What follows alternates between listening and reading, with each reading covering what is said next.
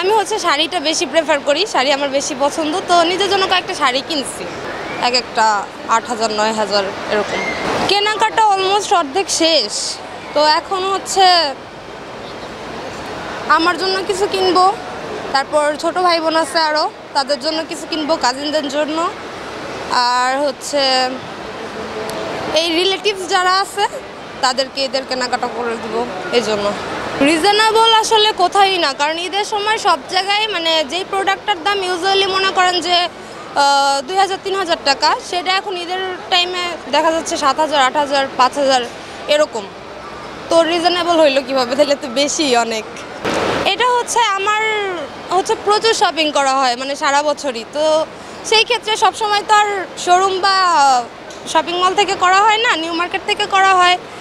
তো that's why shopping করতে করতে আর কি অভিজ্ঞতাটা হয়ে গেছে দামাদামির। আমার নিজের জন্য আমি হচ্ছে শাড়িটা বেশি প্রেফার করি, শাড়ি আমার বেশি পছন্দ। তো নিজের জন্য কয়েকটা শাড়ি কিনছি, এক একটা 8,000 9,000 এরকম, মানে মোটামুটি রেঞ্জের মধ্যে, খুব বেশি দামি না। এভারেজ শাড়ি টাড়ি জুয়েলারি সব কিছু মিলে 50 to 60K এরকম। আসলে তেমনভাবে বাজেট করে দেয় না ফ্যামিলি থেকে। আমার আম্মু হচ্ছে ক্লোথিং বিজনেস করে, সো দ্যাট বিজনেসের টাকা আসা যায়। তো ওইভাবে আমিও শপিং করি, টাকা শেষ হয় বাসায় আবার চাই, আবার দেয়, এরকম। না না, স্পেসিফিক বাজেট নেই আসলে। হ্যাঁ, কারণ আমি আমার আব্বু আম্মুর একটাই মেয়ে, তো আর কাউকে দেওয়া লাগে না। তো 5 জনের একজনকেই দিয়ে দেয়, এই জন্য। আমার বয়ফ্রেন্ডও নাই, হাজব্যান্ডও নাই, সো দ্যাট কারোর জন্যই কেনাকাটা করি নেই। এখন থাকলে হয়তো আমিও কিনতাম, নেই তাই কেনাকাটা করা হয়নি।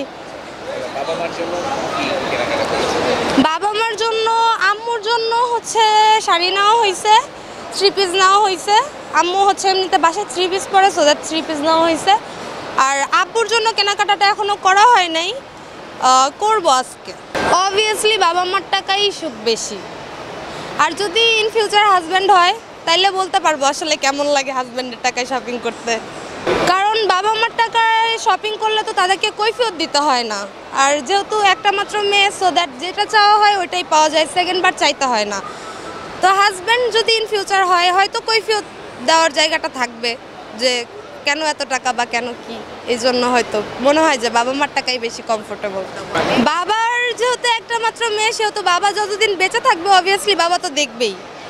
তো বাবা যদি দেয় তাহলে তার আমি মানা করবো না। আর হাজব্যান্ড যেরকম সামর্থ্য হবে সেরকম দিবে অবশ্যই, জোর জবরদস্তির তো কিছু নাই। এখন আয় যেরকম ব্যয় সেরকম, এটাই হচ্ছে কথা। হ্যাঁ, আমি হচ্ছে যখন দেখা গেছে আম্মু যেহেতু বিজনেস করে, তো যখন ডাউনফল চলে তখন তো দেখা গেছে আমরা মানে একটু কমাই দেই খরচ টরচ। তো আমি সবভাবেই ইউজ টু, দেখা গেছে কম হইলে কম, বেশি হইলে বেশি, এরকম। ঈদে ফ্যামিলির সাথেই টাইম কাটাবো, যেহেতু সারা বছর বন্ধু বান্ধবের সাথে যথেষ্ট পরিমাণ সময় তো দেওয়াই হয়, ফ্যামিলির সাথেই খুব একটা ওরকম থাকা হয় না। তো ঈদে অবভিয়াসলি ফ্যামিলির সাথেই বেশি টাইম কাটাবো।